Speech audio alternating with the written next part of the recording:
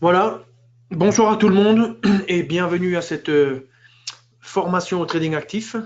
Le thème de la soirée, c'est la stratégie Open Trade et pourquoi pas l'utiliser pour profiter de la volatilité actuelle dans les marchés. Alors, je suis Pascal Hirtz et voici l'agenda de la soirée. Donc, premièrement, définir ce qu'est la stratégie Open Trade. C'est une stratégie qui est incorporée à l'intérieur de la plateforme NanoTrader. La deuxième chose, ça sera de regarder comment on arrive à rechercher des bons réglages de cette stratégie grâce à un outil qui est extrêmement performant, c'est l'optimisateur de la nano. Et lui est aussi intégré et disponible dans la nano. Seulement, il faut avoir la nano avec abonnement. Et cela permet, quand on le combine à une stratégie, d'aller rechercher des bons réglages. Alors, on verra ensuite une application sur le DAX, si on a le temps, sur l'or, et on clôturera la présentation. Je pense que cette présentation, elle durera moins on va dire, les 55 minutes ou les 60 minutes habituelles. Ça sera peut-être un peu plus rapide. Mais n'hésitez pas à poser vos questions le long de la présentation. Et donc, je vais maintenant attaquer avec les slides. Donc, voici quelques remarques, je dirais, sur cette stratégie. La première chose, c'est où la trouve-t-on? Bien, dans la liste des stratégies, on la trouve sous le nom de WHS Open Trade. Alors, c'est une stratégie pour le day trading. Euh, Elle est à l'intérieur de la plateforme accessible gratuitement, mais il faut avoir quand même l'abonnement, donc il faut avoir NanoTrader Full. Et elle est basée sur un concept de range ou de niveau de prix et donc un concept de cassure. On sort d'un range, on sort d'une bande de prix. Euh, le range, on verra comment il est défini dans les slides qui suivent. On peut appliquer ça à tous les instruments. Ça génère des trades, ça peut générer plus qu'un trade par jour. Et ce qui est intéressant, c'est peut-être de le voir avec un œil opportuniste et de se dire ce que l'on va voir ensemble sur, par exemple, le DAX.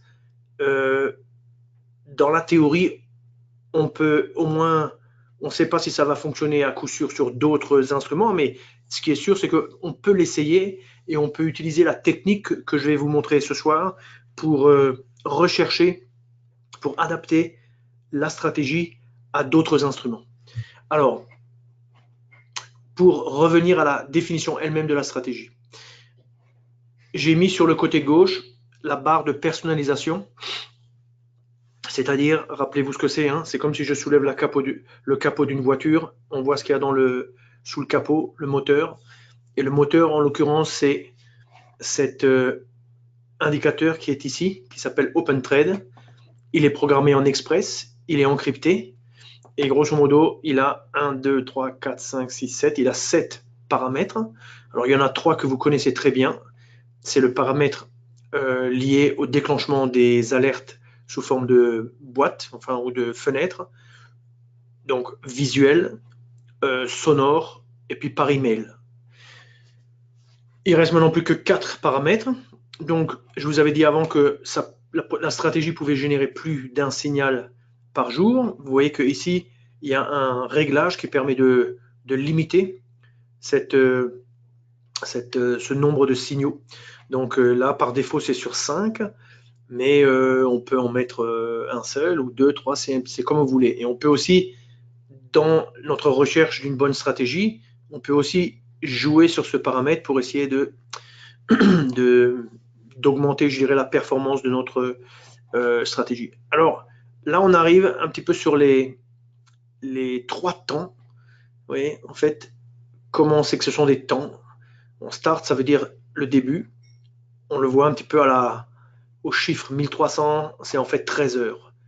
13:00, 15 heures, 19 heures. Donc là, on a trois horaires, 3 temps.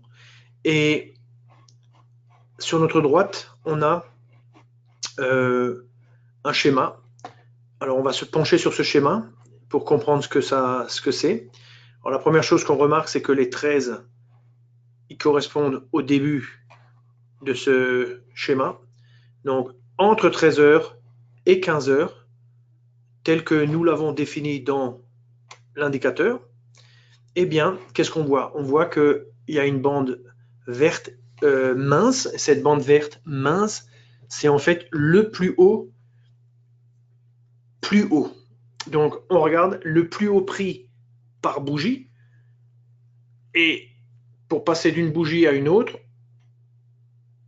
on garde la valeur du plus haut entre quel était le plus haut précédent et puis le plus haut de notre bougie. Donc, tant que, vous voyez, tant qu'on fait un plus haut, ça monte. Quand les plus hauts descendent, grosso modo, le niveau reste où il était. Donc, ce qu'on est en train de définir ici, c'est un range. Hein, on fait le même raisonnement pour les prix les plus bas. Et au bout du compte, on définit en fait un range qui est positionné sur les points extrêmes traités durant l'intervalle de temps. Donc, si je le dis, je formule légèrement différemment, je dirais que ce range, il est défini par le plus haut et le plus bas durant l'intervalle de temps 13h, 15h. Et si vous réfléchissez à d'autres instruments, d'autres techniques, enfin possibilités, vous pouvez imaginer que vous changez on va dire cette plage horaire. Vous pouvez imaginer vous travaillez le matin, vous pouvez imaginer vous travaillez sur je sais pas, le Nikkei. Dans ce cas, vous allez vous baser peut-être sur minuit, 3 heures du matin ou minuit, 2 heures du matin. Le raisonnement sera le même. On définit un range et puis après, on va trader un petit peu par rapport à ce range. Alors, si je vais sur la slide qui suit, on a défini notre fameux range. Donc ça, c'est la suite de la slide précédente. Et maintenant, le temps s'écoule. Et grosso modo, on voit déjà la première chose, c'est que une fois que on a dépassé 15 heures, qui était la limite supérieure pour notre plage horaire, eh bien, on voit que le plus haut ici du range et le plus bas du range, on voit qu'ils sont plus gras, tout simplement. Donc on voit que quand c'est mince, c'est en train de définir le plus haut, le plus bas, mais quand c'est gras, c'est fixe. Ça, c'est maintenant les niveaux. Et ces niveaux, ils sont valables pour toute la journée. Et que fait la stratégie? La stratégie, elle offre l'opportunité de rentrer en position lorsque le marché clôture à l'extérieur. C'est-à-dire, il peut clôturer par le bas ou il peut clôturer par le haut. Hein, le marché peut sortir par le haut, sortir par le bas. Si le marché ne fait un séjour plus bas que le bas du range, mais s'il remonte et finalement il clôture à l'intérieur, ça, ce n'est pas considéré comme un signal. Un signal, c'est que le prix clôture était plus haut, il était là, et maintenant il est là. Donc, entre le temps que prend la période, je dirais, qui définit une bougie, eh bien, durant cet intervalle de temps, le prix de clôture a littéralement croisé le niveau du range. Hein, donc ça, c'est important. En gros, c'est basé sur les prix de clôture. Alors, on voit ici deux autres informations intéressantes. On voit que la première chose, c'est que ce fameux end trading, qu'est-ce que ça nous dit? Ça nous dit que, en fait, ce end trading, on va voir ça tout de suite. Ça commande en fait ce filtre. Je pense qu'on va le voir dans le schéma suivant. Sinon, je vais revenir là-dessus. En gros, c'est un flat. Mais on va voir, on va le voir, je pense, dans la slide suivante. Mais ici, plus haut, on a défini ici, dans la partie brackets, on a défini en fait un stop fixe et puis on a défini target, c'est-à-dire un objectif. C'est-à-dire ce petit trait vert, c'est le target, c'est la cible, et puis le trait rouge, ça représente le stop. Donc, dès que la position, ou dès que à la clôture, le marché a clôturé en dessous, donc il y a eu une cassure du range. En conséquence, puisque nous sommes sur, par exemple, le mode auto-order, automatique, nous rentrons en position au niveau du prix de clôture ici, et si le marché va dans notre sens, il atteint par exemple notre objectif ici, et on est content, et on a notre stop ici pour nous protéger au cas où le marché rebondit par le haut. Ça, c'est le concept, et donc, ce qui est intéressant ici, c'est que l'encadrement, bien sûr, il est automatique parce qu'on a notre... On est soit en mode trade guard plus auto-order, soit on est en mode complètement automatique, c'est-à-dire auto-order. Qu'est-ce qui est aussi intéressant ici, c'est que le positionnement ici, il est fonction en fait de l'ATR. L'ATR basé sur 20 bougies. 20 bougies de... Alors on ne sait pas si ça c'est du... Qu'est-ce que c'est comme nombre de minutes? On peut le déduire ici. Là, il y a 30 minutes, donc on a 1, 2, 3, 4, 5, 6, 6. Allez, c'est sûrement du 10 minutes. On est sur du 10 minutes. Et donc, 20 fois 10, ça fait 200 minutes, ça fait 3 heures et quelques. Donc, on prend la volatilité sur une période d'environ 3 heures en la mesurant avec l'ATR qui est intégré dans Nano. Et puis, on va exprimer nos objectifs et nos stops par un multiple de l'ATR. Ici, 2,5 fois. C'est pour ça que par rapport à l'objectif qui est là, enfin au point d'entrée qui est là, vous voyez que l'ATR, si on prend que le stop fixe est une fois et demi l'ATR, vous voyez, donc ça c'est l'ATR fois une fois et demi. Donc l'ATR c'est peut-être tout simplement le corps, vous voyez, le corps de la bougie, ça représente une fois l'ATR. Ben, en dessous, une fois et 2 fois et demi, ça fait 2 fois et demi. Vous voyez. Donc maintenant, voilà, maintenant nous avons l'explication pour le dernier paramètre, c'est-à-dire la fin la fin du trade en fait. On définit une période, un temps qui nous permet de sortir au cas où on n'est pas encore sorti de position.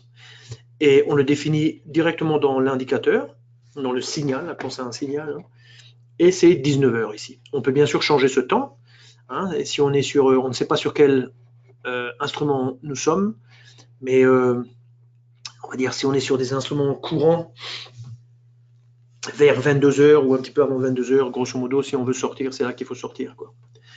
Voilà, donc ça, ce sont les explications. Alors, Alpha, Beta m'a fait une remarque. Il a écrit 5 minutes. Donc 5 minutes à 6 fois 5, 30. Alpha, Beta a tout à fait raison.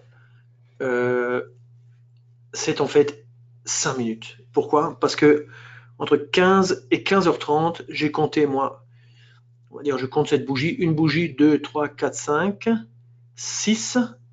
Et en fait, à la clôture de cette bougie, on est normalement à 15h30, quoi. Donc, il y en a 6 pour 30 minutes, ça fait 5 minutes. Donc, très bonne observation. Bravo. Alors, maintenant, le fameux optimisateur. Alors, l'optimisateur, j'ai une slide. On ne va pas faire la slide, on va dire, dans le détail. Je vous la laisse pour votre réflexion.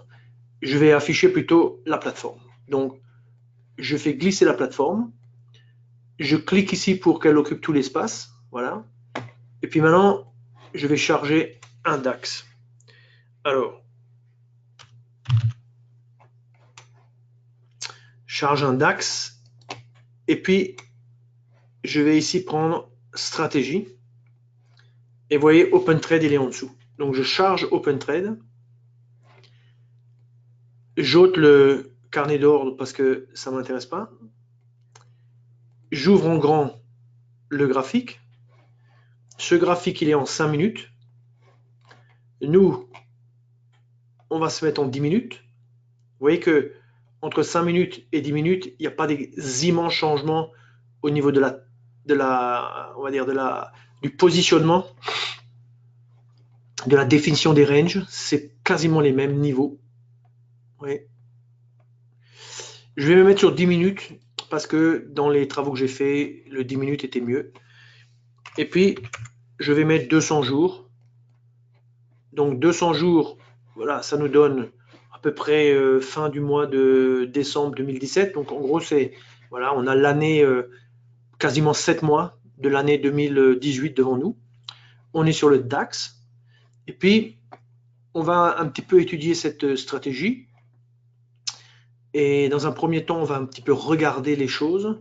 Donc, mais pour ce faire, mettons quand même tout de suite, premièrement, la barre d'information sur la droite. Vous voyez, évaluation. Donc, elle, une fois qu'on l'a mise, elle revient toujours positionnée comme ça, de façon parfaite.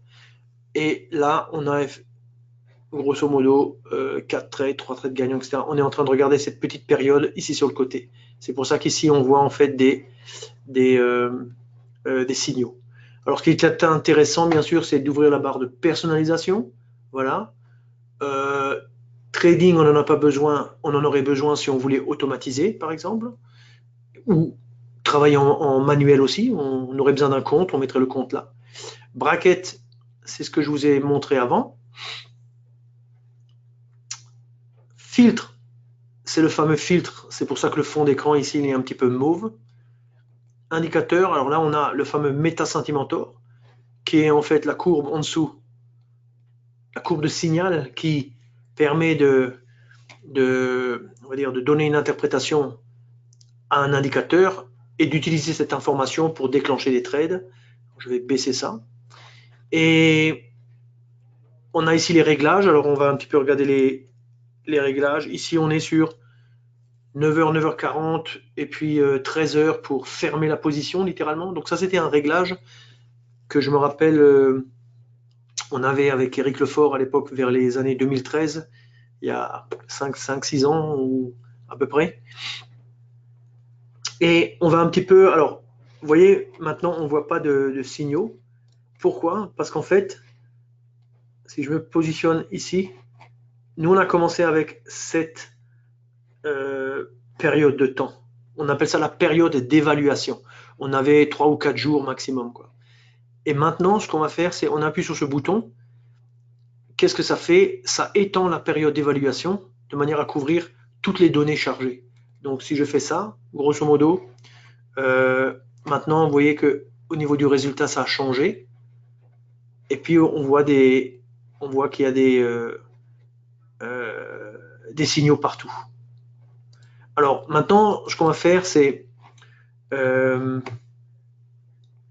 on va afficher le graphique de performance et lui, on va le faire passer par-dessus le Meta-Sentimentor. C'est-à-dire qu'on le saisit, on le fait glisser, on le relâche. On baisse le Meta-Sentimentor. Ici, je vous montre une petite chose, c'est que durant les derniers mois, ou certainement après le début de cette année, nous avons rajouté la possibilité de démarrer la journée avec une valeur 0 pour chaque journée. Mais aussi, nous avons rajouté, donc ça existait déjà, mais on a rajouté ce choix ici, démarrer chaque trade avec 0 de capital. C'est-à-dire, si je fais ça, on a maintenant, et je prends maintenant, par exemple, ce trade, vous voyez, eh bien, je vois maintenant que j'ai commencé à 0, puisque la valeur ici, c'est 0, puis je vois vraiment le trade, ce qu'il fait. Et l'equity, la courbe d'equity, elle suit littéralement chaque bougie, jusqu'à ce qu'il y ait la clôture ici, à cause du flat, le filtre flat. Et là, on voit que on aurait pu prendre plus, mais on n'a pris que tant. On est sur le DAX, rappelez-vous, c'est le DAX futur, grand DAX, c'est pas le mini DAX, donc un point vaut 25 €. Et c'est pour ça que en termes d'euros, l'échelle là, ici, 100 €, 900 €, c'est assez grand parce que justement, on est sur le grand DAX. Alors, si on regarde un petit peu, par exemple, le type de situation, vous voyez, on est, regardez, quand je prends la phase ici, on va dire qu'on est plutôt en phase de hausse. Vous voyez, on est dans une phase de hausse. Pourtant, vous prenez ce trade-là, le marché baisse, part latéralement, baisse, on est stoppé, terminé, quoi. Donc, c'est une stratégie qui peut fonctionner aussi bien lorsque le marché est en tendance ou pas, parce que c'est basé sur un concept de range. Donc ici, si le marché n'est pas sorti de ce range, peut-être qu'il n'y a pas de nouvelles, il n'y a rien du tout, mais vers 10h30, à un moment, il veut sortir, et puis finalement il sort. Bon, on ne sait pas vraiment pourquoi, mais là on voit il y a une petite succession quand même de, oui, petite succession de trades intéressants. Là on sort, on rate beaucoup plus, on aurait pu gagner beaucoup plus si on ne s'était pas arrêté à 13 heures, mais soit. Et vous voyez que le marché, on a défini un certain range, puis il reste dedans, puis à un moment il sort. Donc ça c'est vraiment un piège, il faut le voir comme un piège, et on ne peut pas dire que avec toutes ces stratégies, on ne peut pas à coup sûr parier sur le fait que ça va toujours marcher. On va toujours avoir un résultat, et quand vous regardez là en haut, vous voyez que le résultat total il n'est pas positif, il est négatif, et on a 55 trades gagnants, 55 trades perdants. Donc c'est intéressant, on a littéralement un trade sur deux est gagnant, un trade sur deux est perdant. Alors si on regarde un petit peu là, vous voyez, une journée comme ça, on capture un petit peu l'impulsion, mais au bout du compte, le marché revient même beaucoup plus bas que le range. Vous voyez, donc là, ben, on est opportuniste parce qu'on capture quelque chose qui se passe le matin, puis après, l'après-midi, c'est une autre journée. Il y a d'autres raisons qui font que le marché part dans une autre direction. Alors, maintenant, on a, je pense, compris un petit peu comment ça fonctionne. Alors, regardons quand même quelques trades perdants. Alors là, voilà, un trade perdant. On a une bonne impulsion, mais malheureusement, le marché revient en arrière. Et grosso modo, on est stoppé au niveau du filtre, quoi. Alors, je suis en train de m'apercevoir que je ne vois pas vraiment l'objectif et le stop. Donc, pourquoi je ne les vois pas? Parce que, vous voyez ici, click stop, click target, ce sont des instructions, ce sont des ordres que l'on utilise lorsque l'on traite en manuel ou en automatique, mais quand on traite, quand on fait du trading.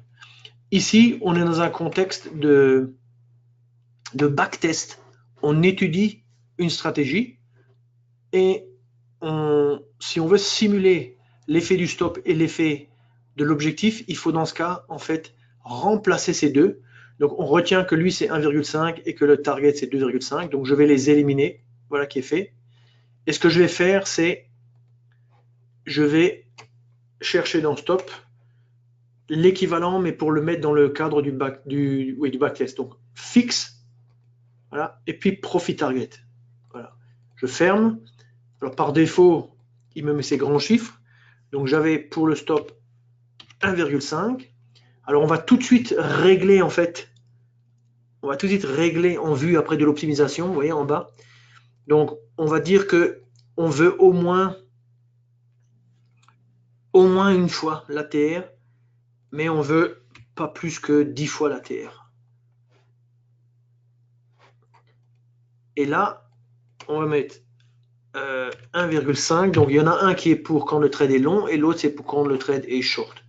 Mais on va aussi mettre une fois. Pourquoi on met une fois? Parce que ça n'a pas de sens de mettre 0.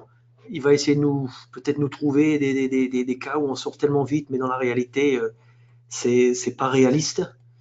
Donc, et là, on va mettre 2,5 et 2,5. Et puis, bien sûr, on revient là et on met 1 aussi. Et là, on va mettre 10 fois. Et là, on met 1. Et puis là, 10 fois. Voilà. Donc, ça, c'est réglé. Donc, on peut sauvegarder. Voilà, comme ça, c'est réglé. Et puis maintenant, vous voyez apparaître en fait le stop. Et vous voyez qu'en fait, notre performance, elle a diminué. Et le ratio est passé de 50% à 41%. Vous voyez. Donc, il y a aussi plus de trades. Forcément, on est stoppé plus rapidement. Du coup, on peut avoir, vous voyez, avec cette stratégie, il faut avoir en tête que vous pouvez avoir une opportunité, vous êtes stoppé, il vous représente une opportunité. C'est pour ça que dans le réglage, il y a la possibilité de dire, par exemple, ouais, si je dis 1, c'est le minimum. Dans ce cas, 1, là, on a perdu. Et vous voyez que le résultat total, on a moins de trades, on n'en a que 110 au lieu de 138. Et on perd, certes, mais on perd moins. Si je mets 2, on perd etc. Alors maintenant, bon, on ne va pas se déprimer. Il faut voir que ce réglage est basé sur le matin. Or, c'est pas forcément le bon moment et c'est pas forcément optimal, quoi. Donc, ce que l'on va faire, c'est on va s'intéresser maintenant à la fonction optimisation. Donc, je vais double-cliquer de manière à faire apparaître tout le graphique. Et là, je vais décocher. Donc, je clique. Voilà, j'ai décoché. Et maintenant, j'ai en fait la courbe d'equity sur cette période. Et on a 132 trades, donc ça c'est intéressant à retenir. Alors, ce qu'on va faire, c'est on va rendre constant. Alors, chacun des réglages au niveau de la nano, on peut définir un minimum et un maximum parce que justement, on peut faire varier les paramètres. Donc ici, on veut, par exemple, une valeur constante pour 2. On va juste autoriser 2 entrées au maximum. C'est un maximum.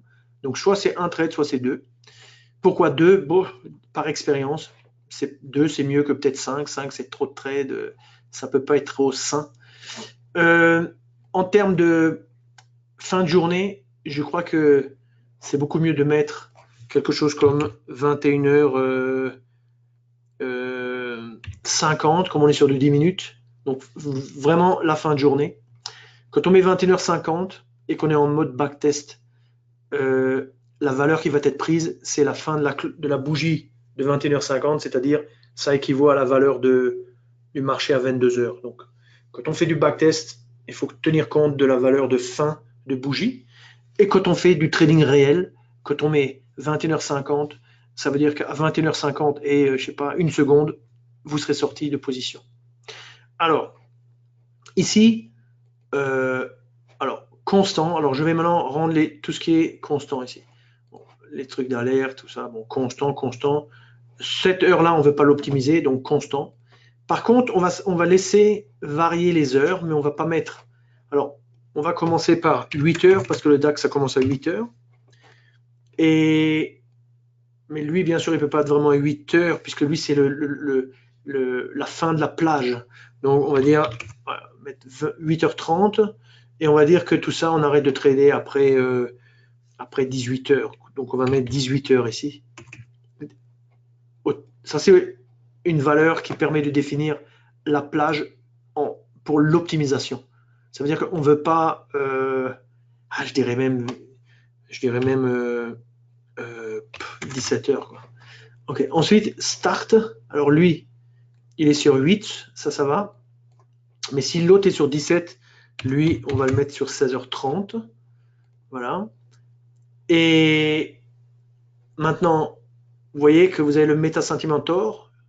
Et lui, il a aussi des paramètres. Donc, si on veut le fixer lui, il ne faut surtout pas le laisser. On ne va pas optimiser le Meta-Sentimentor, on optimise ces deux paramètres-là, mais pas le Meta-Sentimentor. Donc, on va bloquer. Alors, pour faire ça, on peut faire ça. Fixer le Sentimentor actif, voilà qui est fait. Maintenant, vous voyez que là, vous avez 1 et 1. Et là, vous avez 1 et 1. Donc, ça, c'est bloqué. Et bien sûr, les seuils qui permettent de définir les signaux, on va aussi les bloquer. Donc, le plus simple, c'est on peut faire à la main, ou alors un par un, ou alors on utilise fixer le Sentimentor actif, voilà qui est fait.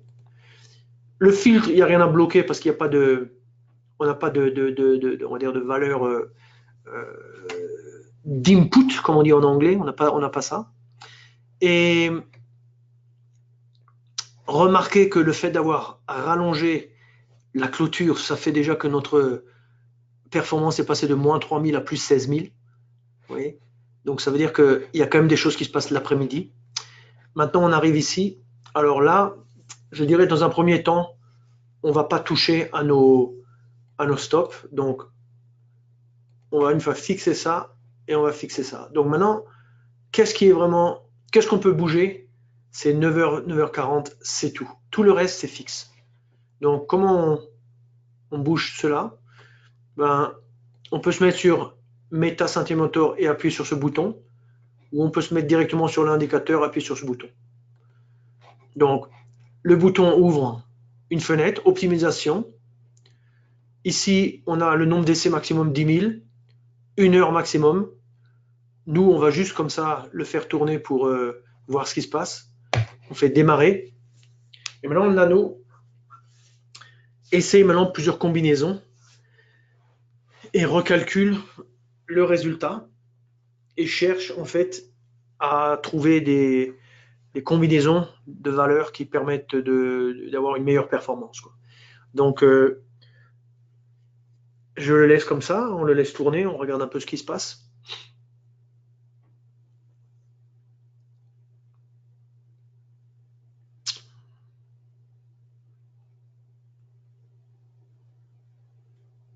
Alors, quand vous voyez par exemple ce chiffre ici, 13,77, ça c'est un chiffre numérique. L'indicateur, il est programmé. Express, c'est un langage très puissant, mais il ne nous permet pas de rentrer des heures à partir de l'extérieur en tant que paramètre. Donc, nous, ce qu'on fait, c'est on laisse le paramètre être un chiffre numérique, mais du point de vue du programme, à l'intérieur, la nano, elle comprend que si c'est 15h88, ça ne peut pas dépasser 15h59. Donc, pour elle, c'est en fait 15h59. Oui.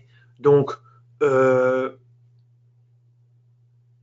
ça, c'est juste une petite anecdote, je dirais, pour donner un petit peu d'explication. Donc, pour le moment, qu'est-ce qu'on a? On a 26 487. On est passé de 16 000 à 26 000. Et lui, il continue de chercher.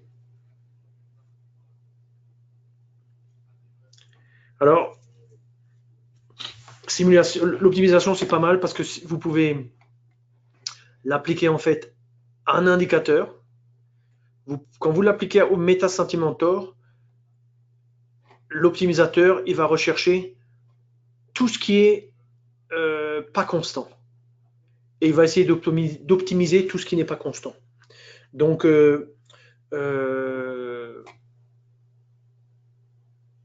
on peut tout optimiser, mais ce n'est pas recommandé. C'est beaucoup mieux de se limiter et d'essayer de raisonner. Donc ici, on est vraiment à la recherche d'un créneau horaire qui nous permet d'espérer avoir un meilleur résultat, quoi. Donc, bon, pendant que ça se passe, vous voyez, on est limité dans le temps, 1 heure, 10 000 essais. Pour le moment, on a fait 411 essais.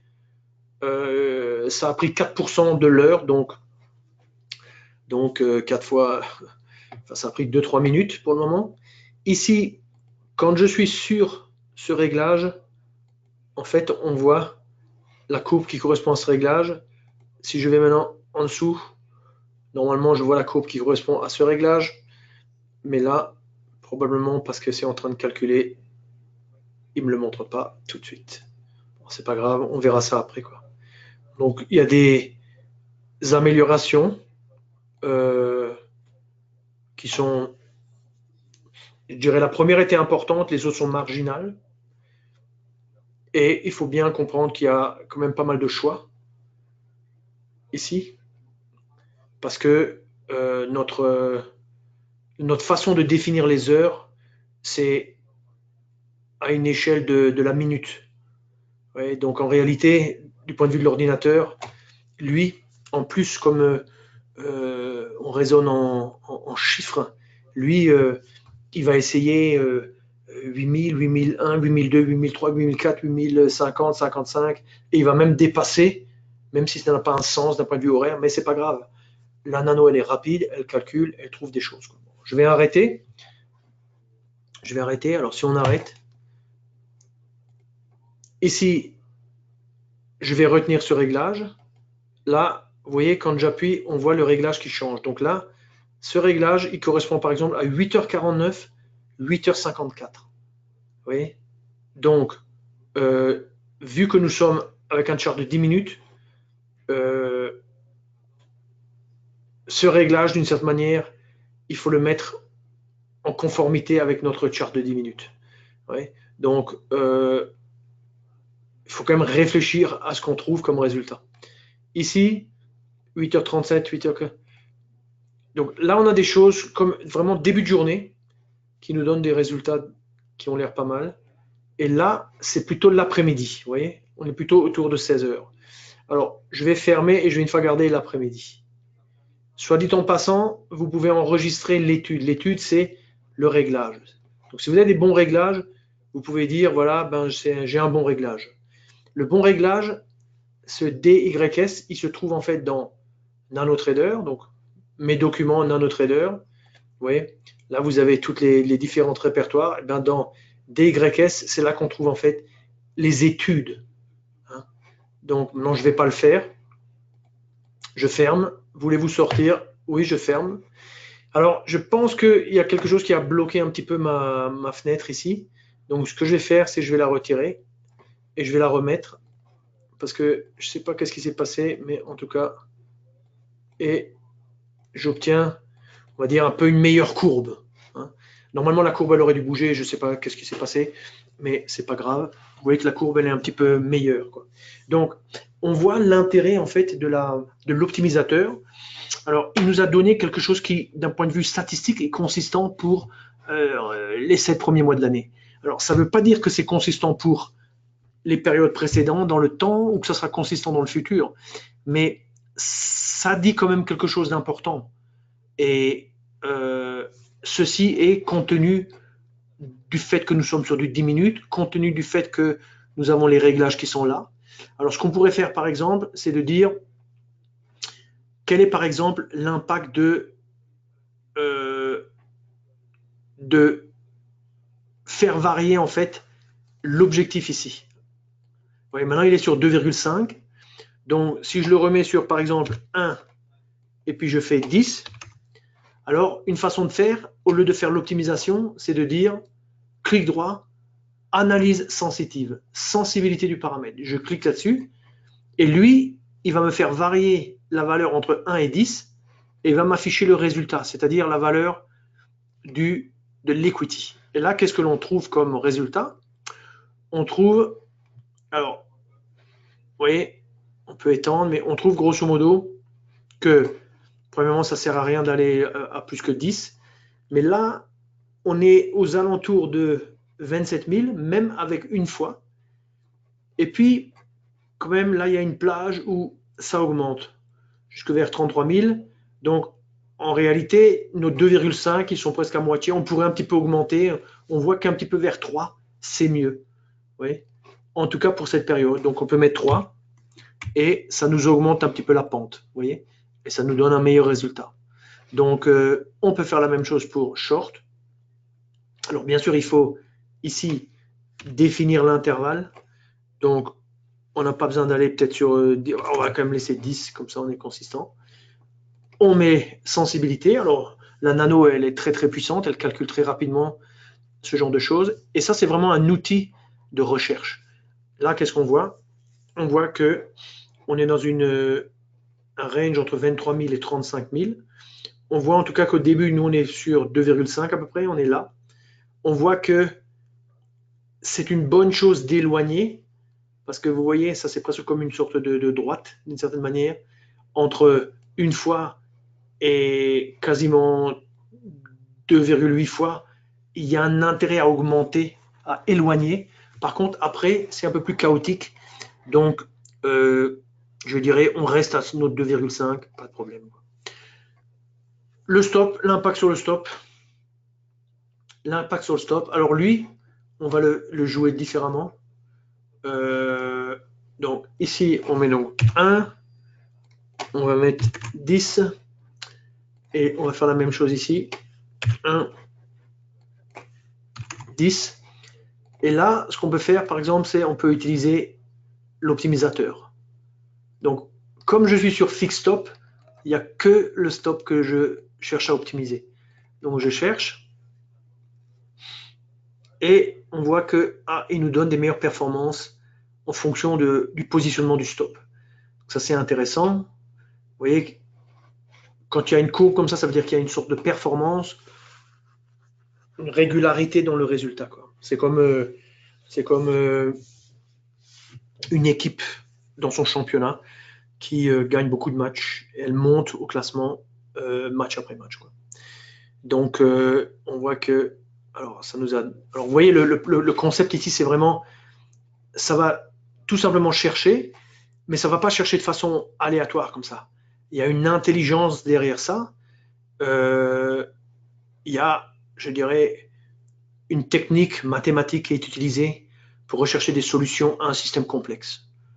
Et ça ne cherche pas dans le vide juste comme ça, quoi. Donc, bon, ça trouve relativement rapidement des améliorations, donc une fois s'arrêter. Donc, qu'est-ce qu'on voit ici? Une fois, pratiquement une fois, 3 fois. Donc, quand on est long, un stop 3 fois, ça permet de faire respirer la position. Quand on est short, il faut que ça soit mieux court. Ouais, ça a un certain sens, hein. On revient là, on avait 3,6 et 7 fois.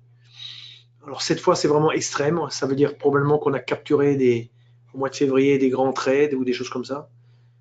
Mais j'avoue que l'autre, il me plaît mieux avec une sorte de régularité, quoi. Donc on va rester là-dessus, on ferme, etc. Donc voilà un petit peu le... Vous voyez que, est-ce que maintenant ça c'est bon à trader ou pas, ça c'est à vous de juger, hein.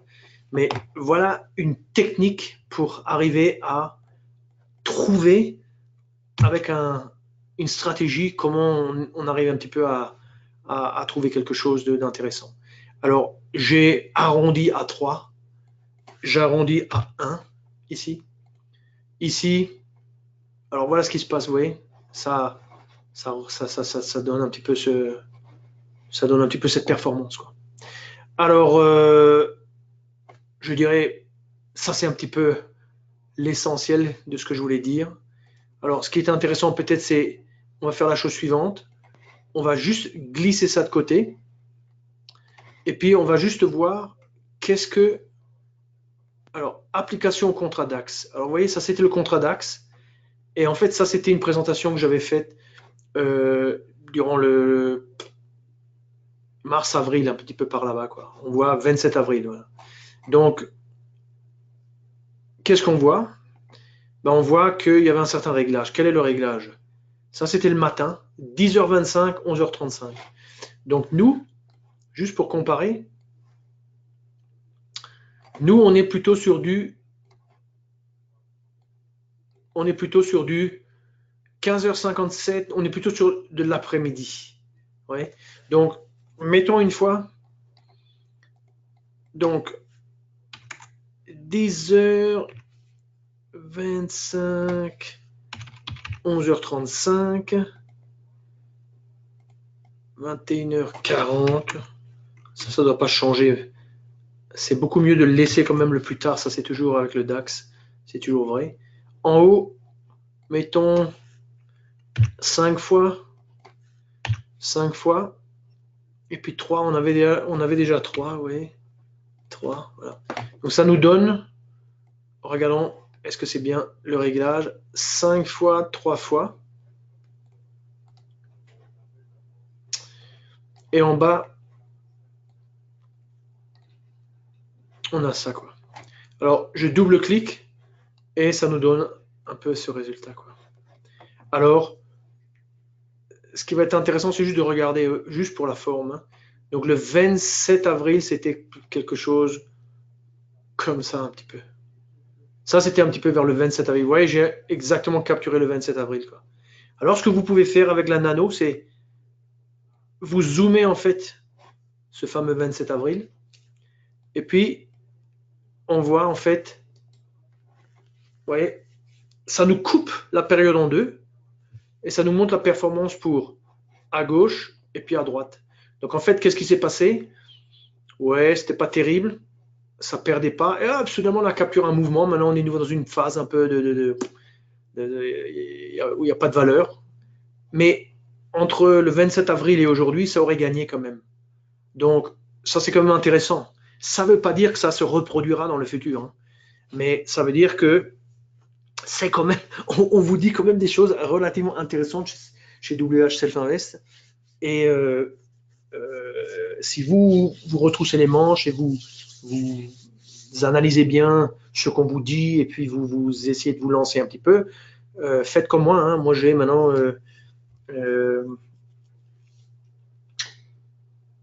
cinquantaine de stratégies qui tournent en automatique. Et je fais des raisonnements comme ça. J'essaie de voir est-ce que ça marche, est-ce que ça marche pas. Ok, bon, les chiffres me donnent des bons résultats. Bon, j'essaie de voir est-ce que c'est vrai, est-ce que ça continue, etc., quoi. Des fois ça continue, des fois ça continue pas. Bon, on apprend, en tout cas en faisant, mais c'est assez plaisant de faire ça. Je le mets sur mon VPS et c'est assez intéressant, quoi. Donc, revenons un petit peu à la, revenons un petit peu à la présentation. Donc, dans la présentation, le réglage, vous pouvez le constater. Alors, c'est pas 100% juste parce que vous voyez là, il y a 8. En fait, c'est 5 et 3. C'est pas grave. Et là, par contre, on a 8 et 8, quoi. Il y avait aussi une bonne performance. C'était sur le gold. Regardez, gold, comme c'est incertain. Ça monte, ça descend, ça monte, ça descend, ça monte, ça descend. Ça reste dans un range de 50 points.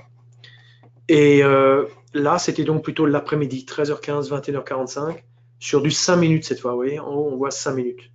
Alors que sur le DAX, c'était 10 minutes.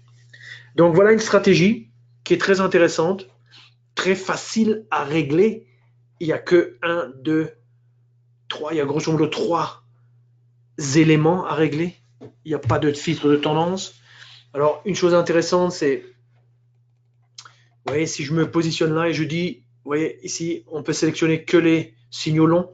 Alors j'élimine les signaux short. Qu'est-ce que je trouve? Je trouve que, ouais, il y a quand même un gain, on va dire, cumulé. Là, il y a un gain cumulé. Qu'est-ce qui se passe quand maintenant je fais que les shorts? Il y a aussi un gain cumulé. Ouais. Alors là, ça a cartonné un peu plus parce qu'il y avait cette période de baisse ici. Il y a en début du mois de juin, à la fin du mois de juin plutôt. Donc ça a capturé. Et puis il y a des phases un peu plus incertaines ou statiques, mais disons grosso modo, ça reste quand même performant comme ça sur le a priori. Donc le réglage c'est votre responsabilité. C'est à vous on va dire, de travailler, de creuser ça. Mais c'est intéressant et c'est rendu possible par notre merveilleuse plateforme qui s'appelle la NanoTrader, quoi. Alors, on met ça de côté, on va regarder qu'est-ce qu'il y a comme autre chose intéressante à dire. Bien entendu, pour ceux d'entre vous qui ne sont pas encore clients, le meilleur investissement en 2018, c'est de devenir un meilleur trader avec l'aide de WH Self Invest. Pourquoi? Pour la qualité de son service, la qualité de sa plateforme, on vient de le démontrer à l'instant présent. La qualité de ses exécutions, ça c'est très important en trading parce qu'on ne veut pas se faire plumer comme des amateurs. Et puis Self-Invest